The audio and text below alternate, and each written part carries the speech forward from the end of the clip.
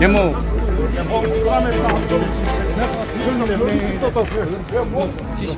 Жомо жасырган эмне бирдеңеңер барбы? Эми эч жерге жок болсо өзүңө таза болсо турабы? Эмес. Мына эл менен Кудайдын ортосунда сомнение болот. Эмнеге кириспей атат жактачы? Кудайдын мафия көтмөй мафия болду. Давай чыкпа болду.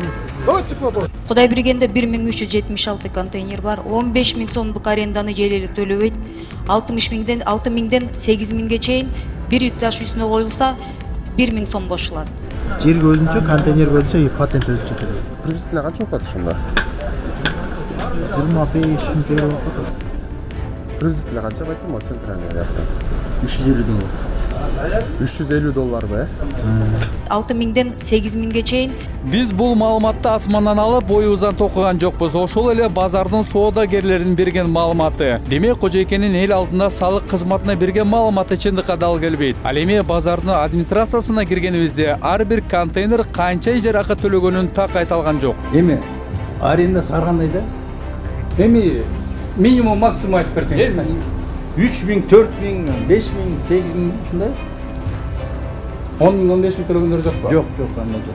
3 миңден 5 миң сомго чейин бир дагы кардар төлөбөйт. Базардын администрациясынын жетекчиси караты туруп калп айткандан бети кызарып дагы койгон жок. Эми жашыруун камера менен келген кардарга кандай жооп берди? Аны угуп көрөлү. Баягы моолор 16 000 сом айына. Уже айына төлөйсүң да, арендасын. Бул жерге кирип чыкканга канча аренда төлөйсүз? Коляска менен Коляскадан кирип чыкканга. Saat 5 болду, базар забыл болду. 5 болду эле, 5 мүнөт бар. Жок, кой бер мен. Бияк тартып бербейм. Жок, кой бер мен. Нет. Жок, кандай кой? Түртүн беле нормально турса.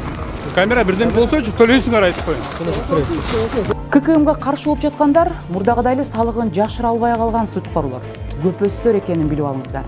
Өз эле байып, мыйзамдуу салыгын төлөгөнгө келгенде качкан жоопкерчиликсиз мыйзамды сыйлабагандар. Салык төлөө мамлекеттин өнүгүүсүнүн фундаменти. Карапайым элдин эртеңки жаркын жашоосу.